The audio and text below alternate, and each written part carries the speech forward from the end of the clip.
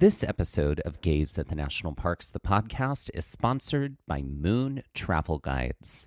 Moon Travel is the travel guidebook publisher for ethical travel. Don't spend months trying to build the perfect trip when you can do it all with Moon. Whether you are taking a short trip, exploring a European city, heading to a national park, or traveling to South America, Asia, or beyond, make sure to pack a Moon Travel Guide with you.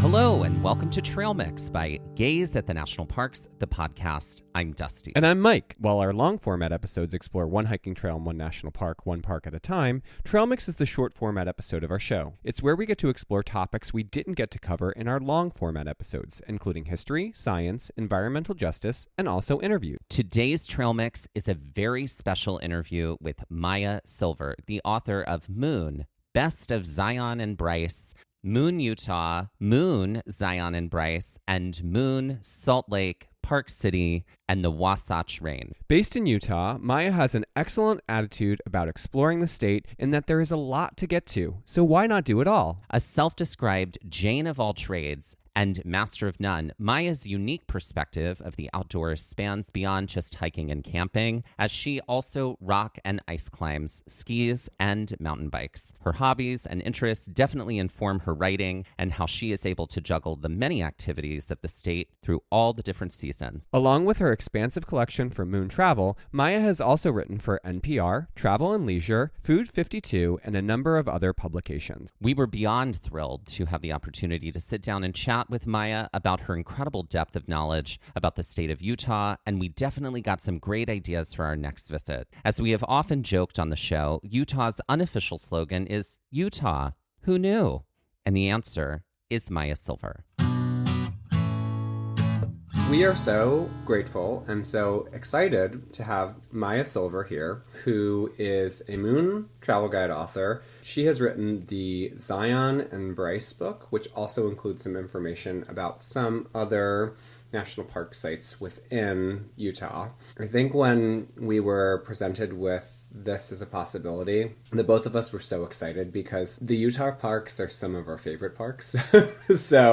And I would imagine they are for you as well. We, I think, have some of the fondest experiences in those spaces. It was a real joy to be like, oh yeah, we get to interview Maya because this is going to be just a bunch of fun because it's all spaces that we love so much and are excited to talk more about. I guess my first question should be, are you based in Utah? Is that where you live? Yeah, I live just outside Park City in a town called Camas, which is also known as the gateway to the Uinta Mountains, another beautiful outdoor area if you're ever in the Park City area. I'm not from Utah. I'm originally from DC. Got the outdoor mountain life bug on summer family road trips with my family. You know, we didn't always come to Utah or the West necessarily, but Utah was definitely one of the places we visited. After college, I was like, I gotta go west, gotta get out of the city. Worked at a dude ranch in Colorado for a while, picked up a lot of outdoor sports there. And then after spending close to a decade in Colorado, moved to Utah for grad school and have stayed here. But even when I was in Colorado, I would every fall and spring would come out to Utah to go to the desert and rock climb or mountain bike, whether it was a national park or wilderness area or BLM land. So have a long love for Utah.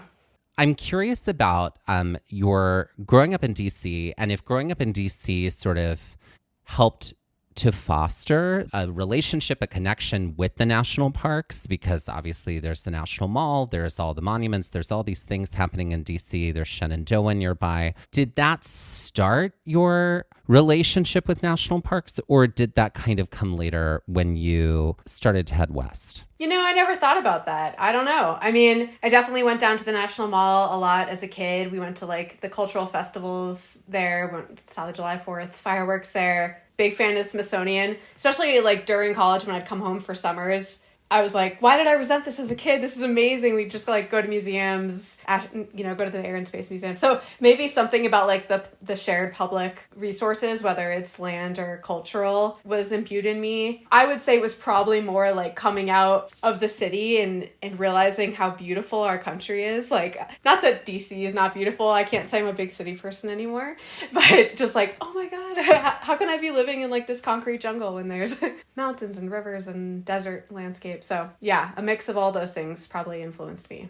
I mean, there's something very alluring about the desert, so I totally understand. We just were hiking in Saguaro, and we were in Carlsbad and Guadalupe Mountains, and we had done Big Bend last year, and it's like I was so excited to get back into those spaces because there is something like, we're both in New Jersey, so we're used to the land of green trees, and we're also used to very dense population. It's something that we talked about a lot with our friend Becky, just like how the population density, like we're so used to it here, so that when we're in a very open space where you're miles between things and there aren't as many people around, it's a little, it's not off-putting, but it's just like, it's a little jarring to the senses at first, and then you kind of like just you get used to it. So I'd imagine like just the wide open spaces out there are also an incredible draw. There's so many things that we haven't done in Utah yet that I'm excited to get back for.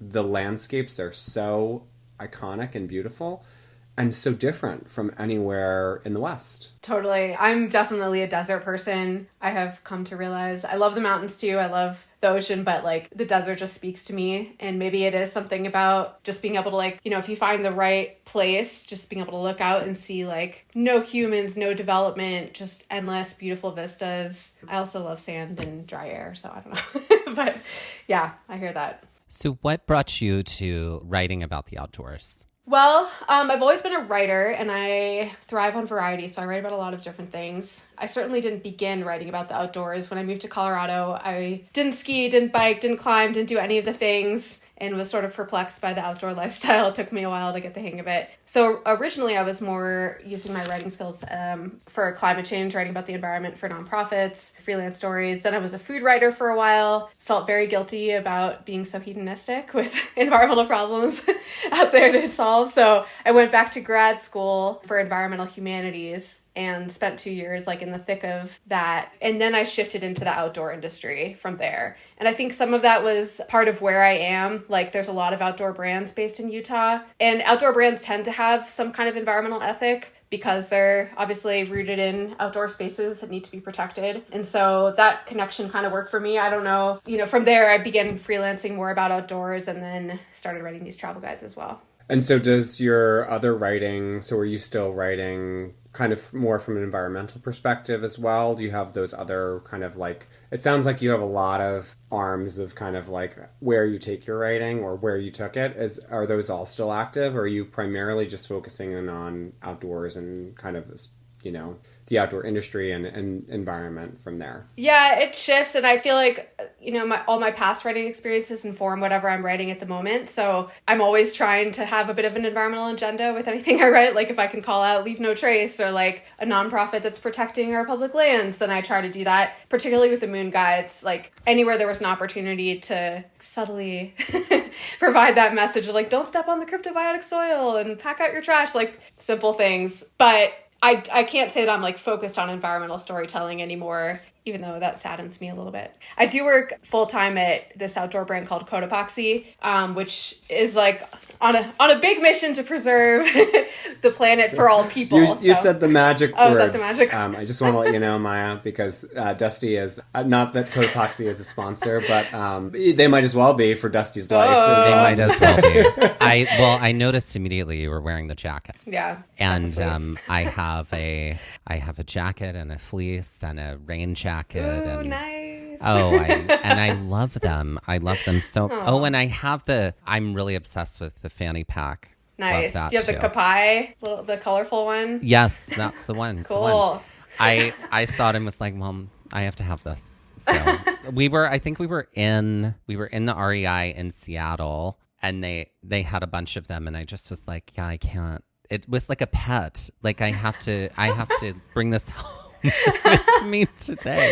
That's I so know. cute. No, I love it because I love their mission. And you're right. Like outdoor brands, I appreciate the ones who are super forward and transparent about their advocacy work when it comes to the environment and climate. Yeah, I mean, none of them are perfect, but my favorite part of my job is writing about impact or if there's some environmental story to tell behind a product. I love that. And I feel like you're not the only moon travel author who does that. There Yeah, are a lot totally. there are other moon travel authors authors we know of from like reading the books who definitely work in the advocacy angle in all of their writing. I mean, Moon Travel Guides is an industry leader in ethical travel. And so like, I feel like all of that tracks, all of your advocacy work being in your writing, because I'm sorry, y'all, there's no way to recreate without doing it responsibly and in an informed way. And so I think it's great that we can go to your book and be able to take away from it not only things we should do, but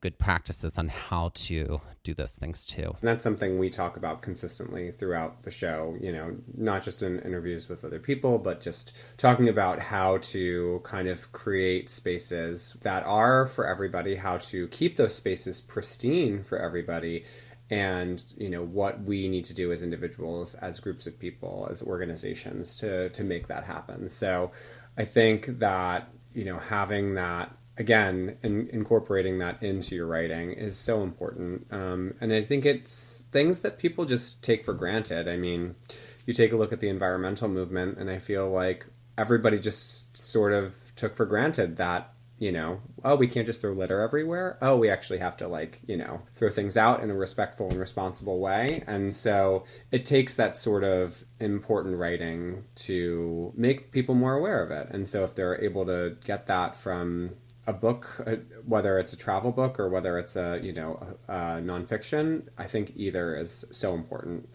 But it's wonderful that it's here, especially for people that are picking things up and are like, oh, I want to go to this place. Like, what do I need to know? And how can I do it in a way that is going to continue to make that space usable, enjoyable, pleasurable for anybody else that goes there? So that's super important. Totally, especially in places that are over-touristed, which the Utah National Parks most certainly are. Happy to talk about ways to avoid the tourists or the crowds, but yeah, it can be a problem, and so it's really important. And then the other thing is going beyond the environmental ethics of how you travel to respecting the people that came before you in that place. Utah has a lot of indigenous cultures, and they're often overwritten by the settler narrative here in Utah and not acknowledged. And even in the signage, you'll see not necessarily national parks, but just traveling through Utah. So yeah, there's a lot of nuance to responsible travel these days. Speaking of over-touristed, shall we talk about Zion? We've been to Zion. We loved Zion. Zion was our very first national park that we ever went to together as very special spot. What year? Curious. It was in 2017. Okay. I feel like we hit it and hit a lot of the parks that have now become, where ticketing and reservation systems are now in place. I feel like we have hit them in a pocket right before all of that happened and right before everything sort of exploded as far as travel to those spaces go. Because Zion was busy, but I felt like when we were there, it was pretty manageable and there wasn't ticketing in place there. We were there in the spring, same thing for Bryce, it was the same trip. We did all of the Utah parks in that trip except for Capitol Reef, which I cannot wait to talk to you about. But I felt like we hit it in a very manageable sort of way. And I didn't feel like it was overcrowded. But now I feel like I'd love to get back, but I just feel like crowds are very present no matter when. When we were in Zion, we got there, and then the first evening we hiked Hidden Canyon Trail. Then the next morning we got up. We were staying an hour away. We were in Hurricane. We were about 30 minutes, I'm pretty sure. Hurricane, there we go. And we got on that very first tram to bring us out to Angel's Landing before there was any ticketing for Angel's Landing or permits or registration needed. It was just, if you want to get on the chains, go get on the chains, y'all, right? We did Angel's Landing, followed by, that was a long day. We did Angel's Landing. We did the upper and lower Emerald pools. Then we did Watchmen, and then we also did, there was a couple other ones. And Prehistoric Trail, maybe? Yeah. I feel like it was right by the visitor center. A few other Yeah. smaller trails, and we did all of that. And that was our time in Zion. But I'm curious, what's your advice to the listener on how do we do Zion in a way that isn't totally over touristed and in a way that we would enjoy and get to see all the things that Zion has to offer? Yeah, would love to talk about that. So I will admit I've never done Angel's Landing because when I went, I couldn't get a permit. So yeah, that's on my list. But I can tell you about some other ways to get a sense of the park without feeling like you're in Disney World, which is what it feels like when you're at the shuttle stops or at the popular trailheads. And I was there most recently, I think it was May. So kind of getting into a more peak season time frame than earlier in spring. But my best tip for Zion is to bike, because the whole road now, the scenic drive, is closed to private cars unless you're staying at the historic lodge during peak season, which changes every year. They change the dates exactly, but it's like March through early November or late October. So there's just the shuttle buses, right? You have to board the bus unless you're on a bike, which is amazing, because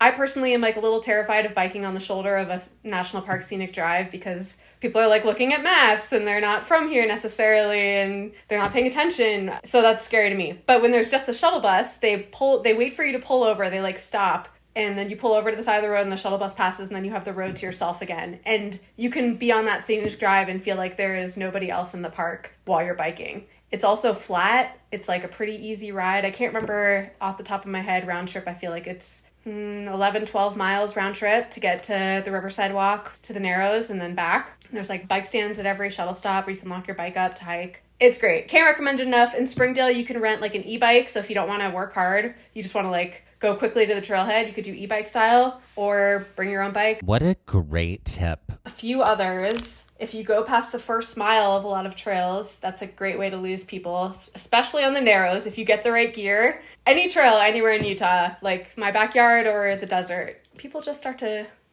thin out. So, if you come with the right gear to do the Narrows, it's so crowded and off-putting at the mouth of the canyon, and then you keep going and everybody goes away. I did the Narrows when I was 9 years old, so my memories of it are a bit hazy, but I remember there being nobody there. That was, of course, a long time ago, before the Mighty Five campaign and whatnot. A couple other ideas are to hit Kolob canyons. Obviously, it's a different landscape. It's non-contiguous to the main canyon, but it's gorgeous there. There's arches and alcoves. There's backpacking trails. Stargazing at night. There's like no light pollution. It's really easy to hit it, too, if you're driving south on 15 to get to Zion, to stop at Kolob canyons. Kolob Terrace Road is also a great spot to do some hiking in the Zion areas within the national park boundaries, and some canyoneering if you're into that or you want to get a guide without having to deal with the traffic and the crowds. I feel like we experienced a lot of that second day on foot. So we kind of moved through, we did Riverwalk. Now I'm thinking about everything else we did. We did Weeping Rock. Yeah. Which is now right? closed for Rockfall. Okay. Yeah. Okay. And I know that Hidden Canyon is also, you can't get into the canyon too. So I thought it reopened, right? but I believe maybe not. did it reopen? Maybe it reopened, okay. yeah. I know that I had heard that it had closed, but yeah, we did a ton that day, and we did most of it on foot. Like we took that tram out, and then we just kind of like were like, what trails can we hit along the way? And I love the fact that we also came to doing national parks from doing like marathon walks in like New York City, like literally a full marathon, like just walking. So we were kind of like, again, first park, we're like, oh yeah, we'll do these hikes, we'll get some elevation, and then we'll just walk. And I thought that was also a great way to be able to experience the park, because it is, from what I remember, the main portion of the park is pretty manageable, like as a park goes, like not the backcountry sections, but like once you're in, like I would imagine biking is wonderful. And that sounds like such a wonderful experience to be able to like, wow, I'm on the road by myself. Are there other people biking? Like what a great way to like experience the park and not have to worry about, because I feel like so many times when you drive into a park, you're like gawking at scenery, and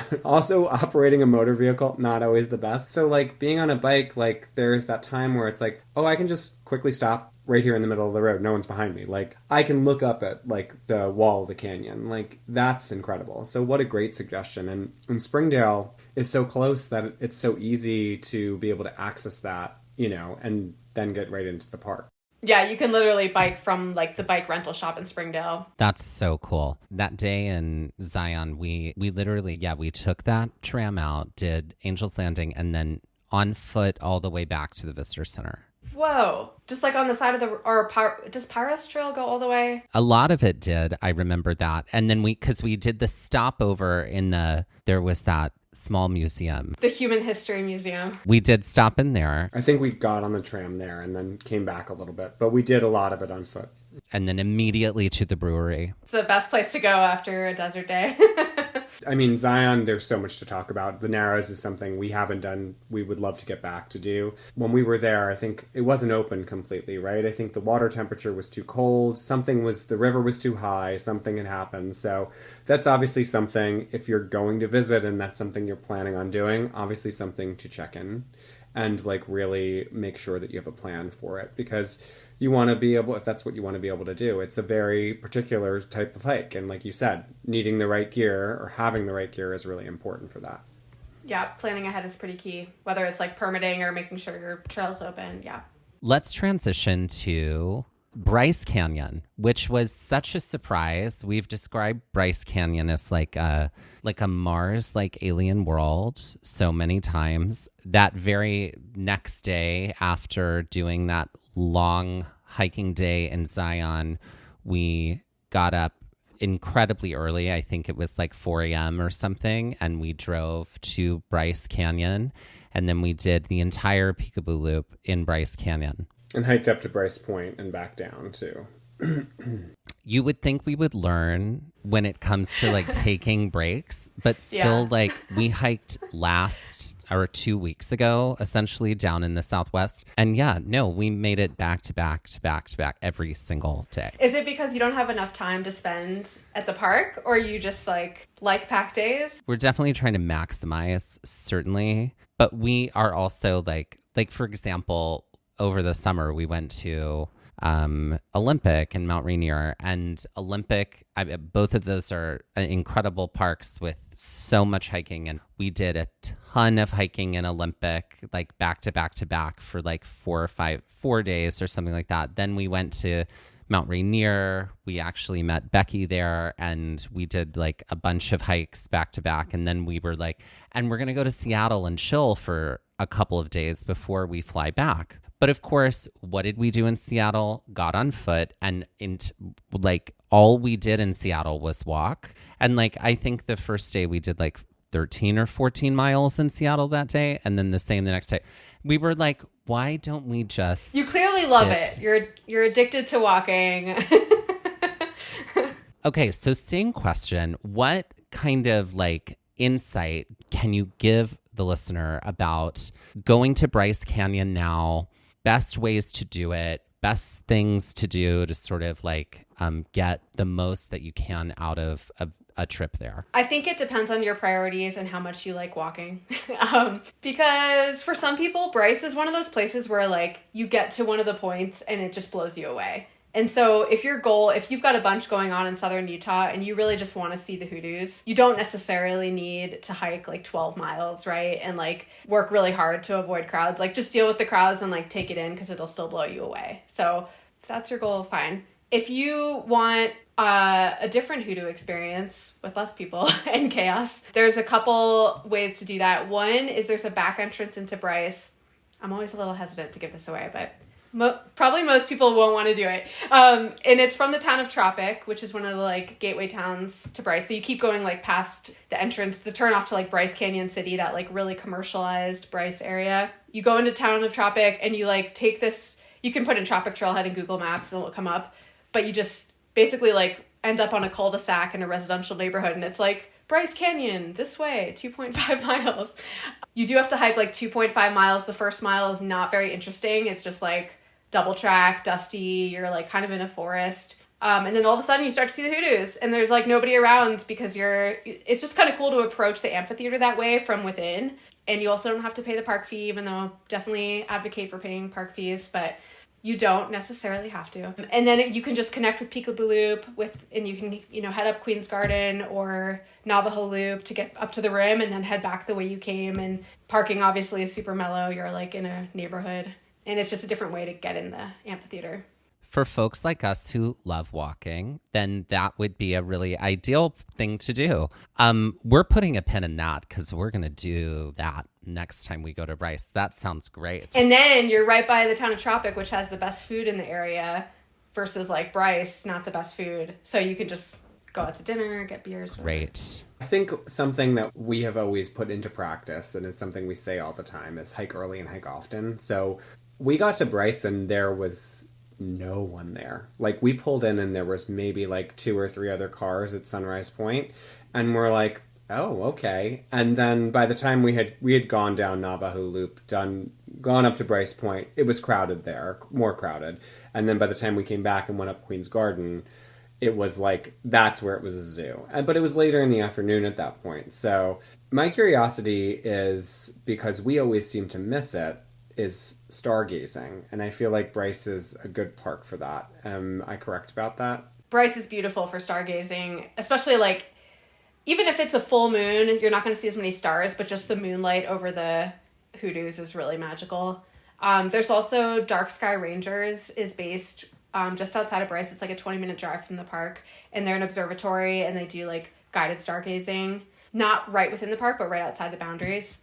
So I would highly recommend that as well. I think the thing that always was fascinating to the both of us about Bryce, especially being on the Peekaboo Trail, is every turn is just something different and magical, and you could never have like been at that turn and then described what was going to be next, because it just, everything shifted the entire time. So I think that's one of the biggest, I mean, obviously seeing the amphitheater, the Canyon Amphitheater from the rim is mind-bogglingly beautiful, but getting in there, I don't know. And I feel like what you were saying about past the first mile, people kind of like won't go any further. I feel like when we were on the Peekaboo Trail, there was no one with us. Like, really feel like we saw barely anybody. It was at Navajo Loop and Queen's Garden. Like, those were the spots where everybody was. Because, again, it was just that, like, first little bit of the trail.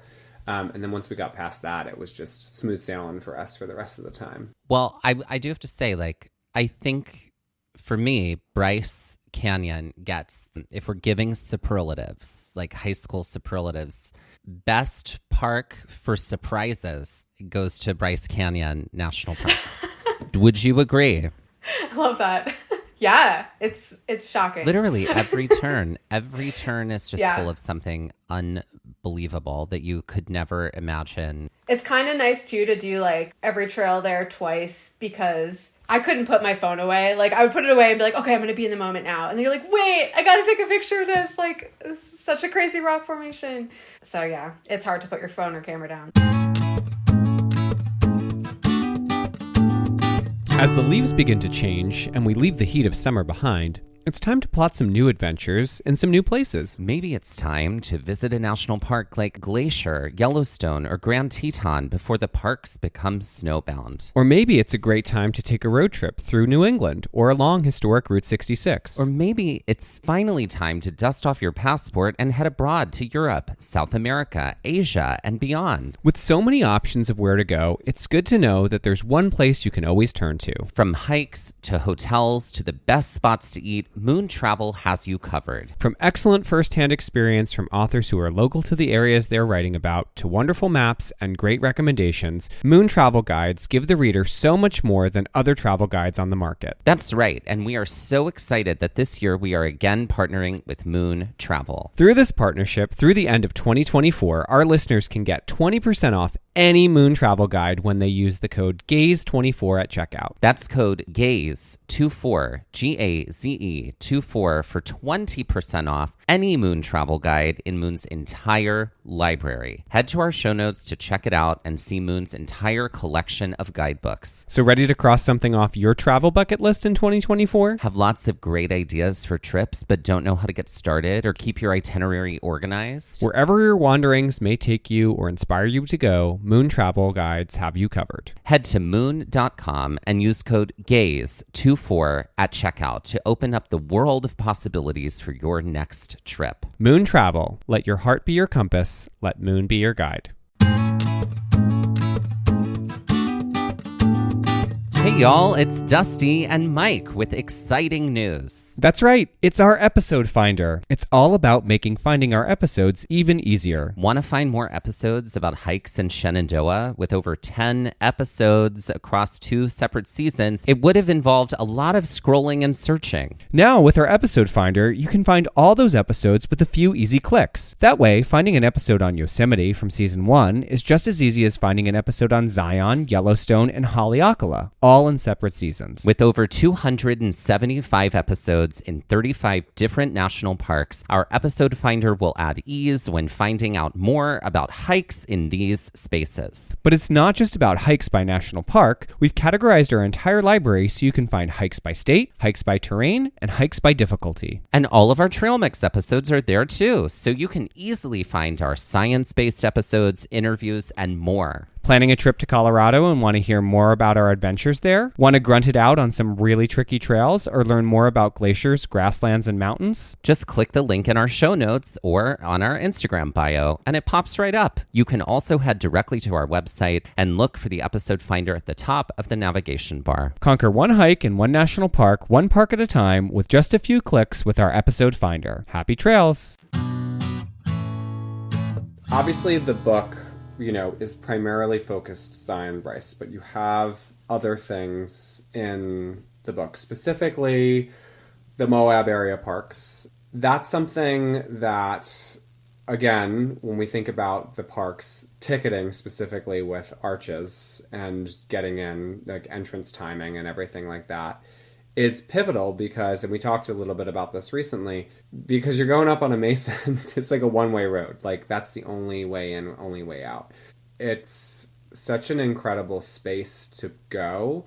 I feel a little bit, and I think you would probably agree, Dusty, we only had time for Islands in the Sky when we were in Canyonlands. So it's also, we need to get back to, one thing I want to share, I do want to talk about, obviously, Moab and all of that wild, crazy landscape that's there and the wild and craziness that is Moab. But the thing that's craziest to me is that when we planned that first trip, which was really all of the Utah parks, plus we did Grand Canyon, we ended up being able to throw in Painted Desert into that trip as well. The one thing that we consistently read was, if you don't have time, you should skip or you should skip Capitol Reef. Skip Painted Desert. Skip Capitol Reef. Yes. Oh, Capitol Reef. Skip Capitol Reef. You don't need to go to Capitol Reef. Now, Yeah. we would like and we to were like- clarify, we did not read that in a Moon Travel Guide.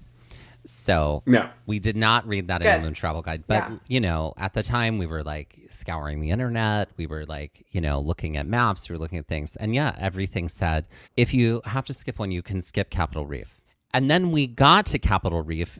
Very much disagree. Yeah. And we were like, are you kidding me? This is the greatest place we've ever seen. Like, Capitol Reef is immediately in my top 5 parks. And I'm like, what? Like, we ended up hiking with another hiker. She was there, in her RV, and we ended up on the trail at the same time. We were like, this is such an incredible park. Like, why do all of the guidebooks say you can skip it? And she goes, oh, that's because we all write the guidebooks. And so we want to keep the secret. Yeah. I mean, she's not wrong. It's always a tie for me what my favorite park is between Bryce and Capitol Reef. I'm always going back and forth. It's so hard. Yeah. That's a hard battle to fight, I'd imagine. We did a lot of Capitol Reef in one day. We did Cassidy Arch, then we hiked the Frying Pan over to the other side, and then we went to the road, and then we came back through the wash to make it a loop, and then later in the day we went back and we hiked Chimney Rock. Oh, cool. So same question. What advice do you have for the listener who's going to Capitol Reef for the first time maybe and wants to get the Capitol Reef experience? Yeah, I mean, Cassidy Arch is such a classic, awesome trail. When I was there, some guy was rappelling down the middle of it, which was also fun to watch. I was also carrying my 5-year-old at the time on my back for most of that trail, so a little bit tainted by that experience. I was worrying I was going to fall off the edge of the trail. But Capitol Reef, you don't have to work as hard to avoid crowds, which is nice, because in the rule of hiking past the first mile for sure applies there, even more than in Zion, where you have these bucket list hikes like Angel's Landing where you can't really escape all the people. I just love Capitol Gorge, just wandering up that gorge is so amazing. You don't even feel like you're on a trail. There's little offshoots you can explore. You can scramble. You can chill under a ledge and have lunch. It's just such a nice experience. I have not personally done this, but My goal is to drive the Nodum Bullfrog Road, which is off of Highway 24, to drive over the water pocket fold. That's like the feature that defines the park. It's like this geologic wrinkle in time. It connects with a lot of other really cool backcountry roads and takes you to the town of Boulder. Ultimately, you can connect to Burr Trail, which is another road to get to Boulder. And that's like kind of the heart of Grand Staircase. Or not the heart, but like a gateway town to Grand Staircase Escalante. So that's kind of a cool way to like get a sense of the whole area. Is like a lot of these like backcountry scenic drives, especially in Capitol Reef, are a really good way to get off the beaten path. Another thing, I mean, Capitol Reef is so unique with its orchards. Like, it's such a weird thing. But I kind of just like love being in this like little mini oasis. You can get the pies and do the pick'em fruit if you're there at the right time of year, early fall, which is really nice. The little schoolhouse is really cool to see. Like, there's just some kind of cool cultural experiences. I would say to skip the Highway 24 petroglyphs. They're kind of like very developed in that there's like a walkway and a fence, and like then you get there and you're like, you can't really see. You're like, where is it? It's kind of like a meh experience compared to some of the other petroglyphs in Utah. But yeah, love Capitol Reef. Yeah, definitely a park to also hit again and get back to, because it was just a magical experience. Heading further east, Moab is sort of like, Moab is such a giant space, not only because of both national parks, but for the outdoor industry in general. Like, it feels like that's sort of like, would you say that that's kind of like outdoor industry epicenter for Utah? Like, or at least like a big launching off point for so much. Yeah, I feel like for much of the West, it's like an adventure HQ. I mean, there's just so much tourism there. There's people coming from all over the world to mountain bike, do the ATV thing, which I don't really do. And it's always crowded now. You can't go to Moab and be like, oh, I'm going in the off season. It's going to be so no. I was there when I was like, I don't know, 11 or 12 maybe. And I like came back in my 20s expecting it to be like this quaint little adventure town. Like, oh no. I mean, it's fun. It's very convenient. It's a great place to stay if you want like a luxury accommodation, but then be able to like get out to the parks. Like, that's kind of the best option.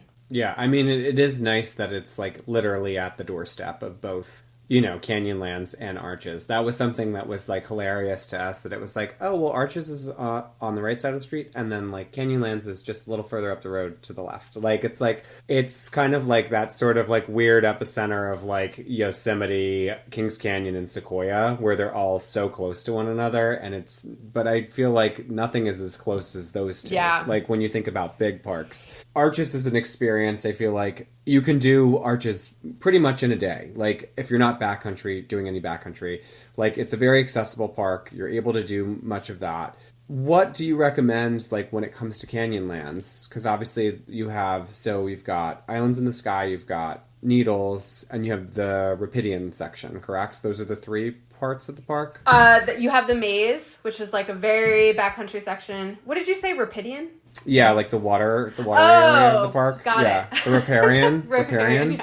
Yeah, I always say I haven't heard about that part. Yeah. You got people just, I think, generally call it like the rivers, like the Green in Colorado. And then you also have the Horseshoe Canyon unit, which is like pretty far from Canyonlands, but really cool destination for petroglyphs. What do you recommend? Because, like, I remember driving from Canyonlands, and I think we saw the turnoff for the Needles, and it was like, if you're going to the Needles, you have to be prepared, because it's like, you drive in. Like, how far is that drive in off the highway? It's pretty lengthy, right? Yeah, I did do it in one day. I did Fiery Furnace and the Arches, and then drove to the Needles, because that's how my book trips are. They're like, kind of, it sounds like your trips. It's like, how much can I possibly fit into one day? I'm just going to do it. But I think it was about 2.5 to 3 hours from Arches to Needles. So probably pretty similar from Island in the Sky, maybe a tad further. I wouldn't recommend trying to do Island in the Sky and Needles in one day. I would stay in Moab or in that Moab area and do like one day, one the other day.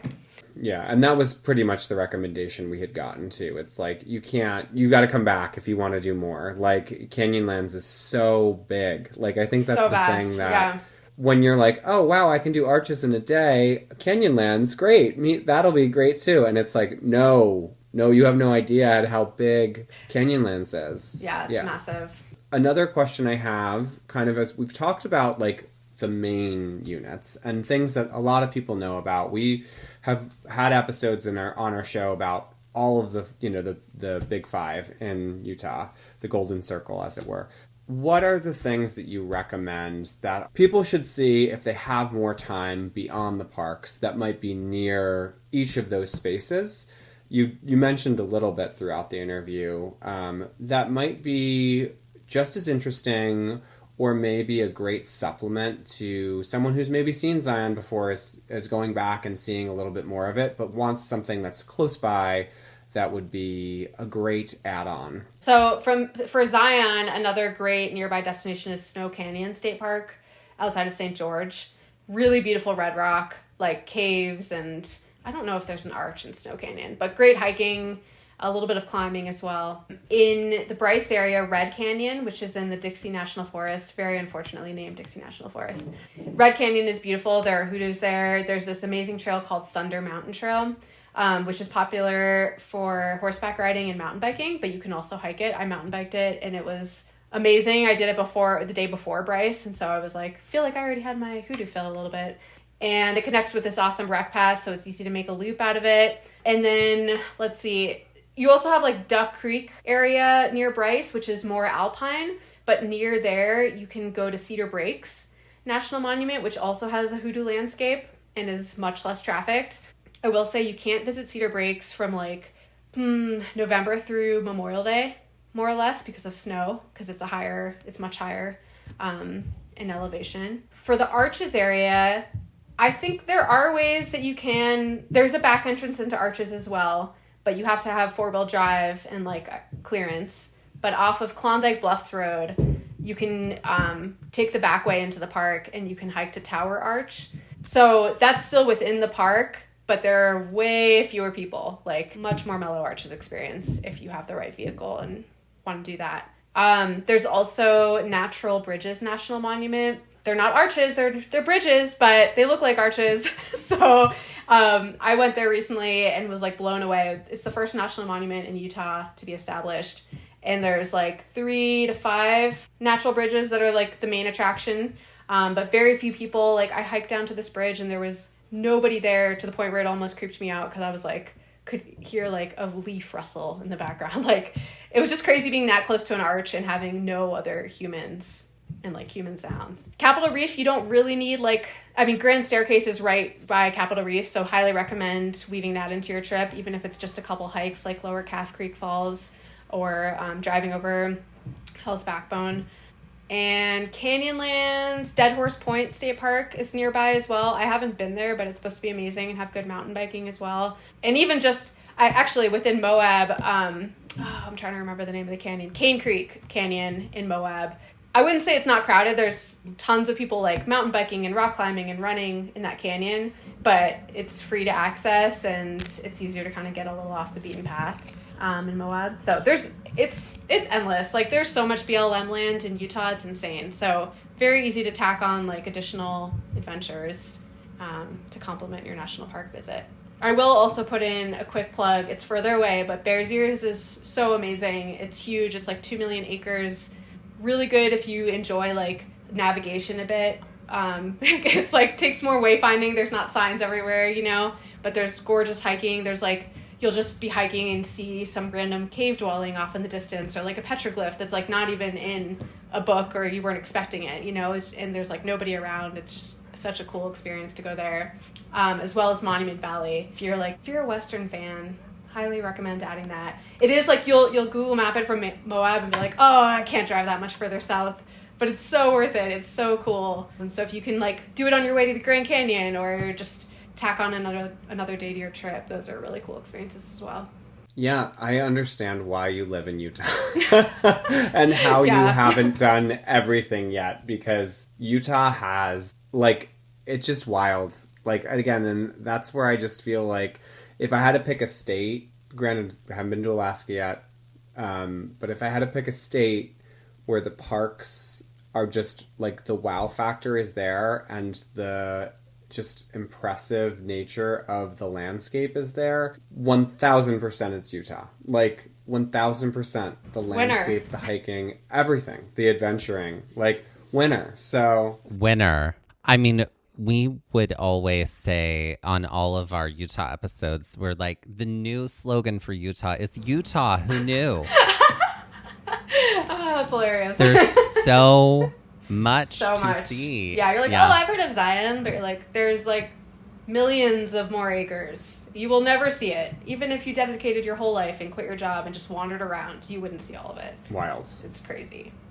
It was really funny. Like before we started traveling together, Mike had been to 2 national parks, and then I was like, yeah, I haven't been to any national parks. Psych. I totally, as a kid, had gone to 2. Just forgot.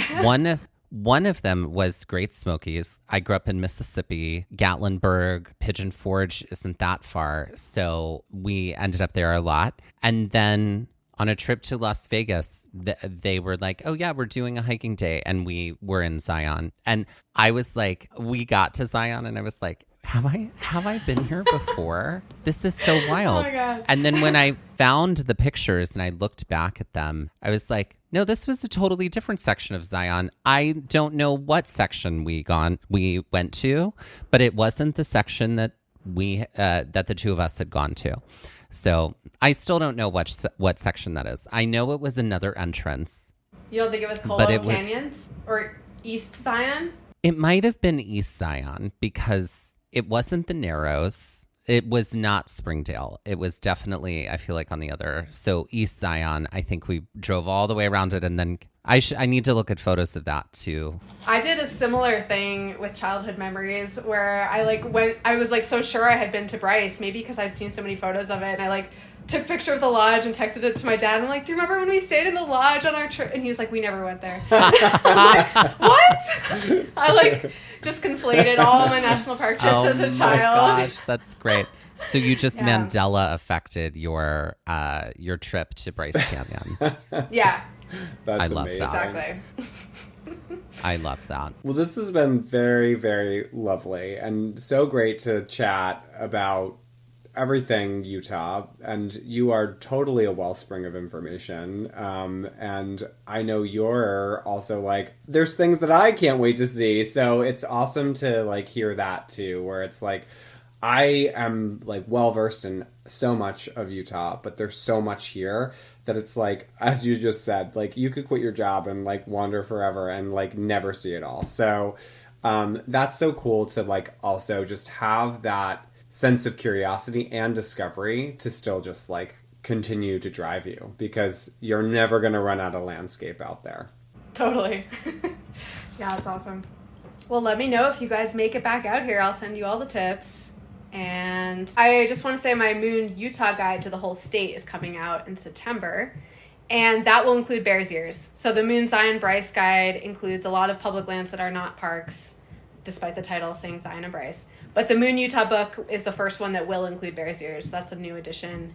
Very excited about that. Well, thank you so much, Maya. This was such a joy getting to know you and hearing about all of your work and your time in these parks that we also love too. Yeah, this is fun.